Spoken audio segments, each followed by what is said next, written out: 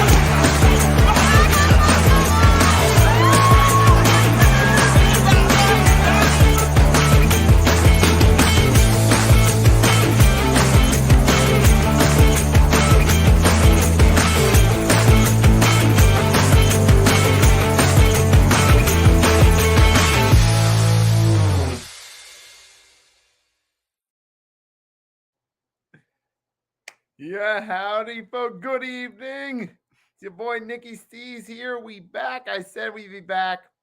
I was thinking maybe Sunday, Monday, latest Tuesday. It's Tuesday night. We here talking about it. Super Bowl 59 is in the books, and the Philadelphia Eagles are Super Bowl champions for the second time in franchise history. This is the second time in 7 seasons we won the Super Bowl, third Super Bowl appearance in 7 seasons. That's right, folks. That's right. The Eagles are the top dogs in the NFC. Now we got 2 Super Bowl wins. And let me tell you what's great about it. That moves us up the historical protocol. And let's face it, we in the best time period in Eagles franchise history. That's right, folks. We in the best time period. We have 2 Super Bowl wins now that in the past decade, 3 Super Bowl appearances. That takes us out of that category from where we were a decade ago. We were ringless peasants. Ringless peasants. Now we got 2. And even after 1, we were still in that same category with Seattle and New Orleans. Who are the other one-time winners? The other one-time winners in the league, such as the Jets. You know, the Jets hadn't even been to a Super Bowl in nearly a century. It's been half a century since the Jets have been to a Super Bowl. A little more than. But we went from 1 Super Bowl win to, hey, at least we got to win, like the New Orleans Saints and the Seattle Seahawks, to now, guess what? We got 2 of them. Now we're in that Indianapolis Colts, Tampa Bay Buccaneers, Los Angeles Rams territory of having 2 wins. We got the NFC Champion Cup right here to toast.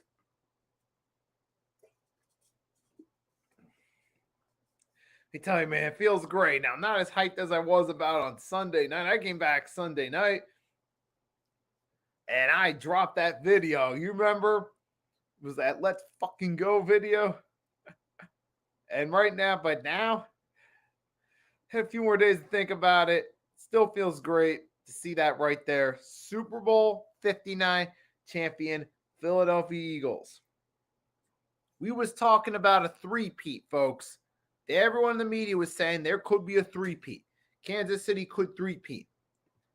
At first, after the game happened, when we beat Washington, I was confident. But it wasn't until we got closer to the game that I started to feel more confident. My confidence levels in the Eagles increased, and I had a feeling like, okay, yeah, I think we could win this game. However, even when that happened, I still was thinking along the lines of, okay, maybe we'll win 34-30 was my original score prediction. I figured it would be a competitive game. And it was not at all. This was in no way competitive. This was a one-sided Philadelphia Eagles massacre, which as an Eagles fan, I loved it. I loved it. Some of the other casual fans may have thought it was boring, but as Eagles fans, we loved it. Let's face it. This was an old school NFC Super Bowl beatdown. We took the sin to Kansas City Chiefs, laid them on their stomachs, got the belt ready, and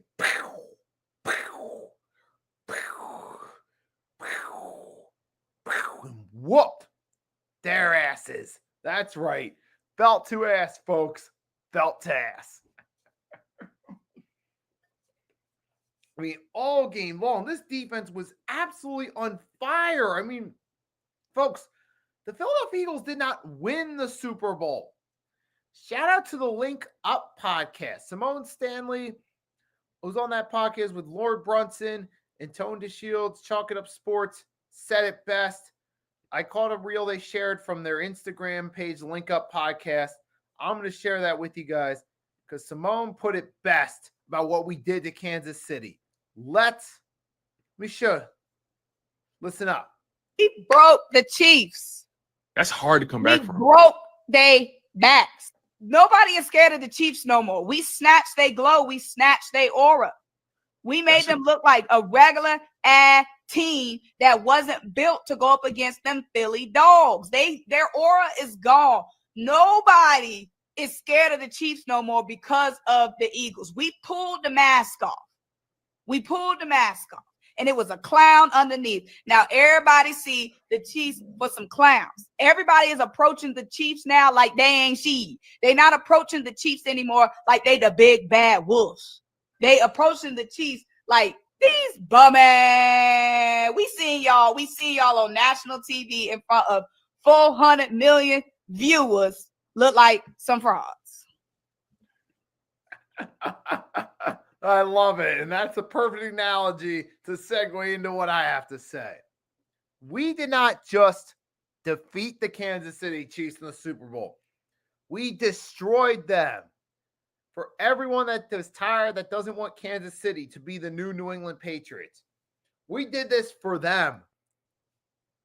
Right? We beat the Patriots Super Bowl 52. The Giants beat them Super Bowls 42 and 46. However, in none of those three games, the Giants 2 wins over them and our win against them, in any of those instances, did either the Giants or us dominate the Patriots? Yeah, we beat them. The Giants beat them, but they didn't dominate. Now, Kansas City now, in their 2 Super Bowl losses in the Mahomes era, were dominated. They won it. Remember, Super Bowl 55 against San Fran. Super Bowl 56, they got dominated by Tampa Bay. Super Bowl 58, Super Bowl 57, they beat us. Super Bowl 58, they got the win. No, wait, that was Super Bowl 54. They won. 55, they lost. Then won 57 against 58 last year. And then 59, we got our revenge. We absolutely destroyed them. That defensive strategy, bolstered together by Vic Fangio, one of the best, the best Super Bowl defensive game plan since Todd Bowles in Super Bowl 55, folks. That's what was up on Sunday night. So shout out to Vic Fangio, man. He put together a great defensive plan, and he's got a hell of a quarterback there. Jalen Carter, only second year, already looking elite. You got Quinyon Mitchell, already showed that he was the correct guy, that he was the correct choice. Cooper DeJean, already looking like a stud. Had himself a pass deflection this one. Zach Bond all season long. Tearing it up. He needs a contract, folks. The real ice cream. Yeah, that's right. That's right. You got even CJ Gardner Johnson back in the mix. Gave us something we didn't have there. And Cooper DeJean and Zach Bond, like I said, they were the dogs. They got them interceptions too. Appreciate it. Hope you do good in life. Peace, brother. Appreciate it, man. I appreciate it. Thanks for stopping by, showing your support as always. Really appreciate it. We got Star Wars 99 in the chat. That's right. Super Bowl MVP, Jalen Hurts. That is right. Right. And, man, we're saying this is whole team, man. Like I said, the defense, the offense. Now, Saquon Barkley was the main reason we got to this stage. However, come Super Bowl time, KC was ready for Saquon. They were ready for him. And it's crazy because me and Mitch both appeared on the Sunday morning countdown show exclusively on the Hardcore Sports Network with Football Talk with Bo and James Franco. And during that show, shout out to Football Talk with Bo, he stated that he believed that the Chiefs were going to zone in on Saquon and that would be up to Hurts to play well. Little D Griffith, thanks for stopping by. And he was right. He was absolutely correct. He said it that the Eagles, that he said we're going to have to rely on Jalen Hurts because Kansas City was going to go for Saquon. They're going to be ready for him. And that's exactly what happened. And Jalen Hurts had to step up. Saquon was limited, only 57 yards and 25 carries in the ground game.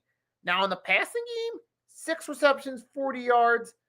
He was still decent. He did have a 22-yarder in there, so he was still solid in the passing game. And that ties into Jalen Hurts. Jalen Hurts himself was 17 for 22, 221 yards, and rushing 11 carries, 72 yards, and a touchdown. I mean, all around passing and rushing. Jalen Hurts was on point in this game. He was Mr. Dynamic and rightfully won the Super Bowl MVP. You got Devontae Smith, A.J. Brown, touchdown receptions. Jahan Dotson got a big touchdown reception that set up the tush push to score. It was all, from the opening kickoff, it was all Eagles. And great, we scored that second drive. First drive, there was an offensive pass interference that would have gave us a first down. On a fourth down, play got called back. We decided to punt. But we went out there, we stopped them, got the ball back, scored a touchdown, and took over from there all game long. And the difference between this time and last time, it became pretty evident early that this wasn't going to be like last time. When the Eagles eventually got to a 24-0 lead, you knew, I'm like, there's no way. This is not a repeat of the last time we played them. This isn't, 2022-23 Super Bowl. Yeah, we were up at one point, but I never truly felt confident in that one that we were going to win. Even when we were up, I'm like, okay, we're looking good so far. We at least got a chance, but it was never like truly confident we're going to win. But here we are now on Sunday when we were up 24-0. I'm like, okay, we got this. This isn't like last time. Because I remember I was reminding myself, last time we had Jonathan Gannon as the defensive coordinator, we saw that all fell apart. This time we got Vic Fangio. We're playing much harder this time around defensively than we did the first time. There's no way they're coming back. And that's exactly what happened. All right, we zoned in on them. They didn't score any points, until late in the second half. It was we were up 34-0 when they finally scored a touchdown. I mean, geez, by that point, most of the fans were already celebrating by that point. So the Eagles didn't have to play as hard. And then Kansas City ultimately did score 2 more touchdowns in garbage time, but the game was well out of reach. Well out of reach. We were up 40-6. At that point when they started to score points, it didn't matter, folks. We didn't have to play as hard, so who cares about that? You take away those 2 touchdowns in garbage time and look at the game from when both teams were actually playing, the Eagles dominated in every facet. Patrick Mahomes, the great Patrick Mahomes, looked mortal in this one. Looked mortal. Multiple interceptions. Pick 6 to go up 17-0. 2 drives later, another interception. Patrick Mahomes threw multiple picks in this game. Our defense had him zoned in. We blitzed the whole game. We forced him to play under pressure. And that's what happens when you force a guy like Patrick Mahomes to throw under pressure. He gets uncomfortable. He doesn't know how to set himself in those pressure situations. He's so used to just being able to get rid of the ball. Now, he can get rid of the ball quickly, but he's so used to having time to get himself set without any defenders in his face. Once you bring that pressure on him, he doesn't know what to do. He cannot play. And that's what happened all game. The Eagles were bringing pressure. Mahomes was being forced to make throws he wasn't comfortable with, and we got to him. Got a couple picks, got 6 sacks. I mean, it was just...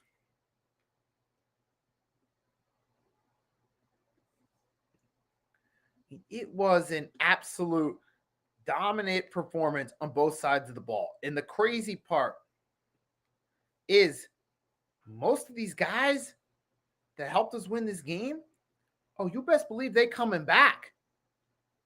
Like I said, Jalen Carter, 2nd year. Cooper DeJean, rookie. Quinyon Mitchell, rookie. Zach Bond, make some room to sign him. These guys are coming back, folks. And on the offensive side of the ball, Jalen Hurts, locked up. Saquon locked up for a few years. A.J. Brown, Devontae Smith. These guys are coming back, folks. There's an opportunity at another Super Bowl. That would be 3. You're possibly looking at a little Philadelphia dynasty here. I remember Michael Irvin one time, when the Eagles were building up in the 2023 offseason through free agency and then the draft. Michael Irvin said there was a possibility of a Philadelphia dynasty in the making. One Super Bowl has already been won. It could be another and then another. Crazy. The all-time great Cowboy Michael Irvin said it might happen. He thinks there might be a Philadelphia dynasty, and we got one win. It could happen, Eagles fans. There's plenty of reason to be excited. It could happen. Now, time will tell if that actually does end up being the case, but the hype is there, folks, for multiple Super Bowl wins in this era. And let's talk about Jalen Hurts a little bit more. He won the MVP of the Super Bowl. And what I want to point out specifically that not only did he win the Super Bowl MVP, but he stepped up against all his critics. All of his critics that said he's a game manager. He's not a real deal quarterback. He's not on Patrick Mahomes' level. He's not on Josh Allen's level. He's not on Lamar's level. Now, I will say this. If you want to say that Josh Allen and Lamar Jackson are better regular season quarterbacks than Jalen Hurts on a consistent basis, that is true. I will give you that. Josh Allen and Lamar Jackson are more consistently better regular season quarterbacks. But we're not talking about the regular season, folks. We're talking about the big games. Jalen Hurts, 2nd season as the starter, led the Eagles to home field, then led them to 2 playoff wins to clinch a Super Bowl berth. Played an excellent performance in a loss against Kansas City. Yeah, last year, the whole team, including Jalen Hurts, deserves blame for that collapse. But you come back from that. You get Saquon. You make the playoffs. Jalen Hurts didn't have the greatest regular season in the world.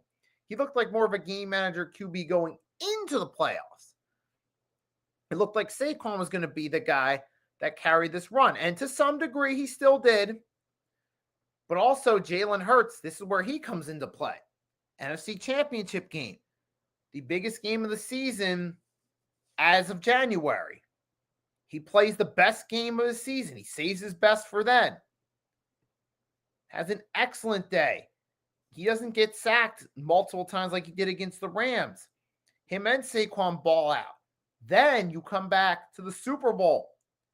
Jalen Hurts multiple touchdown passes, no turnovers, effective on the ground game, gets a tush-push touchdown, has himself another stellar Super Bowl performance, this time in victory.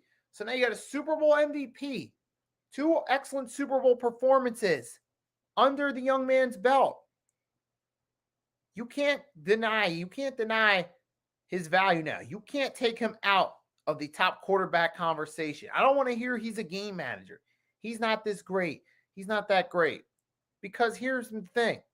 Yeah, you can say regular season he didn't play the greatest, but there's a Hall of Fame quarterback that played for a division rival in the NFC East that's in the Pro Football Hall of Fame. He didn't play the greatest during the regular season back in the 90s. But come playoff time, he played his best and helped lead, spoiler alert, the Dallas Cowboys to 3 Super Bowls. The point I'm getting at is, it really doesn't matter how great you play during the regular season. It's what you do when you step up come playoff time.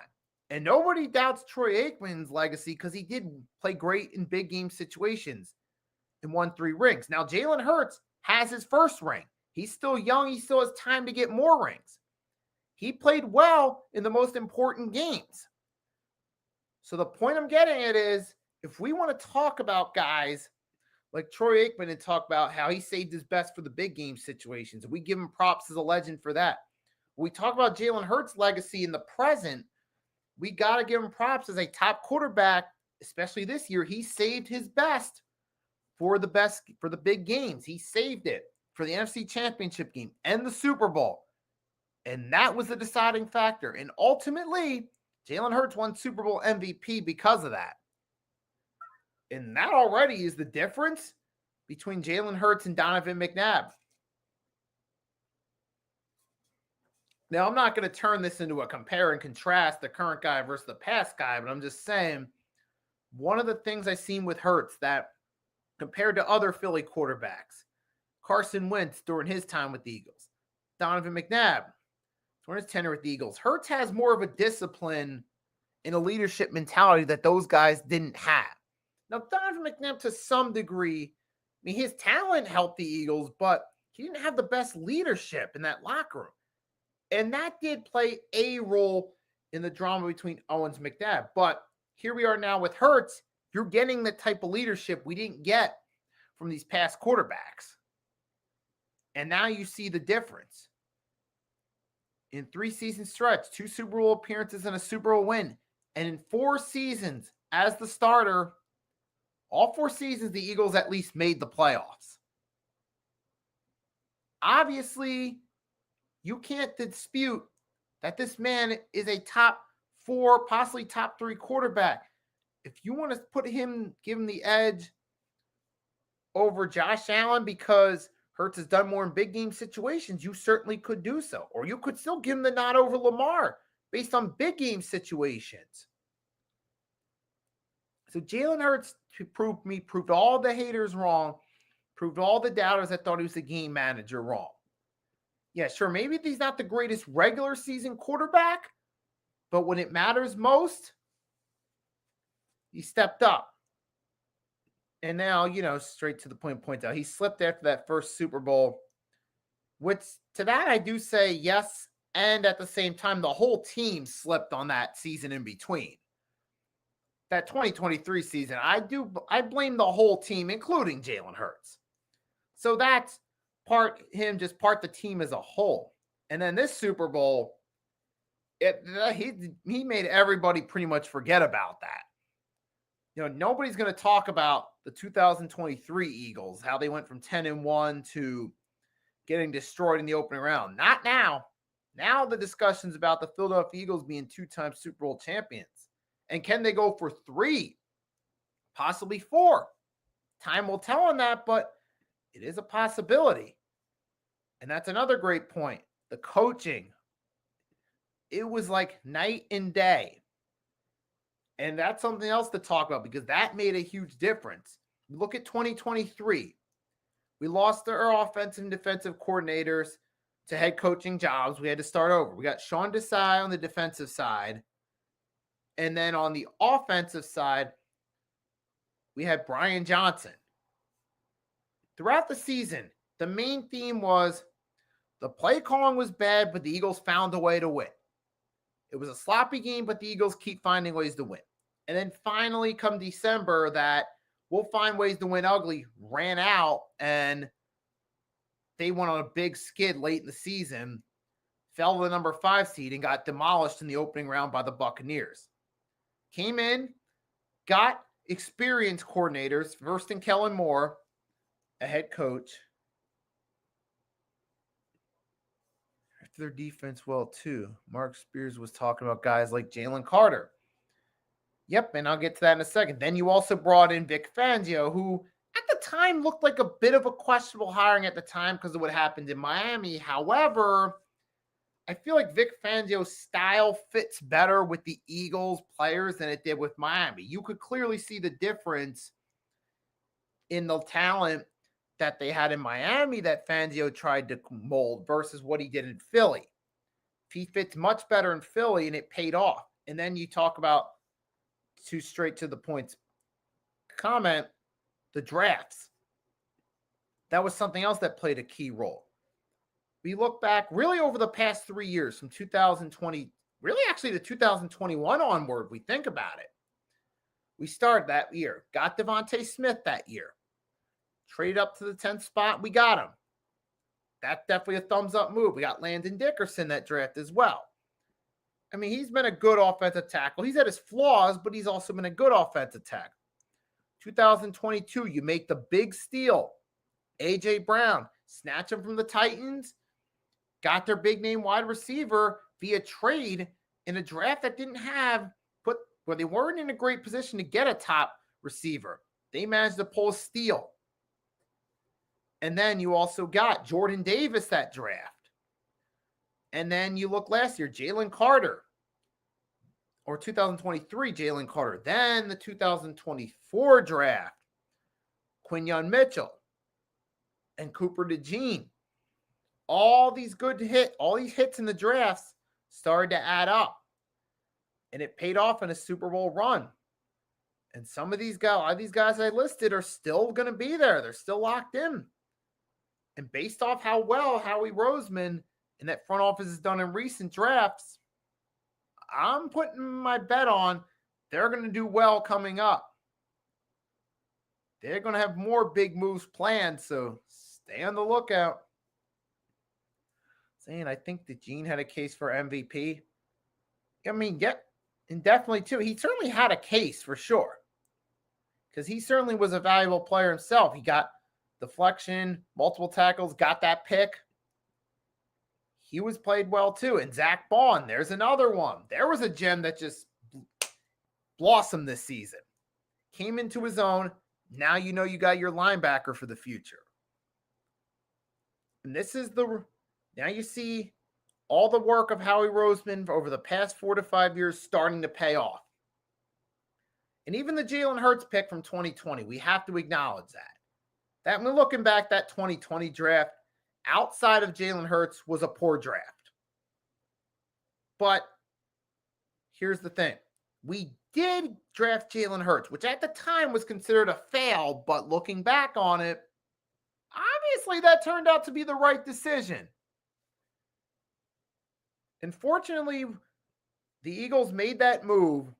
Even though it was unpopular at the time, it worked out. But hey, all those years of great drafting just paid off with a Super Bowl win for the Philadelphia Eagles, man. It's just an excellent all-around season, plus the addition of Saquon Barkley in free agency.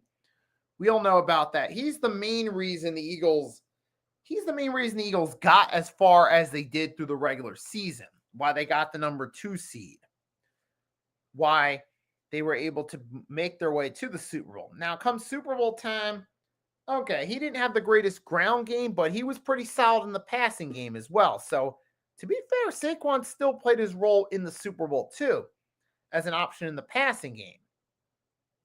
So, obviously, Saquon deserves credit for this long run. Kellen Moore, much better than Brian Johnson. Now, it looks like he's going to go take the Saints head coaching job. Hopefully, we get a suitable replacement. We don't need Brian Johnson 2.0 at the helm.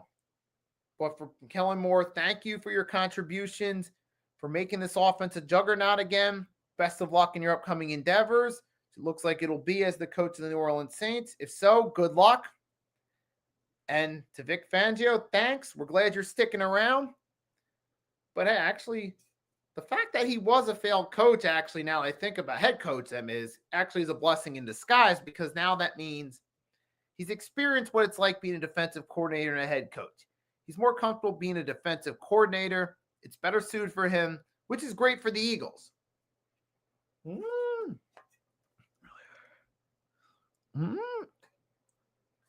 But man, there's a lot of good potentially to look forward to on top of this win. We don't really have much else to say except it was a great journey, and I did have a lot of fun doing these play-by-plays. Or no, sorry, not these weekly recaps and previews throughout the season. I mean, I stayed to it all season long. Sometimes it did feel like it was long and it was dragging, but it was certainly worthwhile. Thanks to all you guys that came through for my streams throughout the NFL season. Thanks for stopping by to my weekly recaps, my previews. Thank you for your support, because without you guys, I wouldn't have been doing this. So I got to give you all, everybody, a shout out that came through to my streams at some point during the NFL season. And now that we're in the NFL off season, as far as football content goes, these next couple weeks, you're not going to be really doing much. Not until we hit free agency. Once we hit free agency, there might be a few live streams where we're going to talk about the Eagles as well as the rest of the league and what they're doing during free agency. Then around draft time, we'll talk about the draft. Then you'll get to the spring and summer. We'll be kind of quiet with football, which means now my basketball content will now start to pick up. So for those that follow my NBA videos and streams, I got some more NBA content coming these coming weeks. What I'm working on right now is, for those of you guys that don't know, on my channel, what I'm doing is I'm doing a little series for the NBA. My top 5 greatest NBA players for each team. I already started the list. I started a few weeks ago with the Atlanta Hawks. And as of today, I recorded the Oklahoma City Thunder. And then I'm going to do the Orlando Magic next. I already recorded it. I'm going to upload it after I go off here. So stay tuned for those vids. You can check out that playlist. Matter of fact, if anyone here is interested, I'll put the playlist in the chat. You guys can check it out yourself. So I'll do that. So that's what's going to be going on my channel. Also, Pick and Roll podcast every Wednesday, 5 p.m. Eastern Standard Time. Me, Mitch Koski, Blaze Radio, Rios from Just Fans podcast, if the time works for him. So you can also keep an eye out for that as well. And before I go, again, shout out to the Philadelphia Eagles. We the Super Bowl champs. Let's do it one more time for the Eagles fans in here.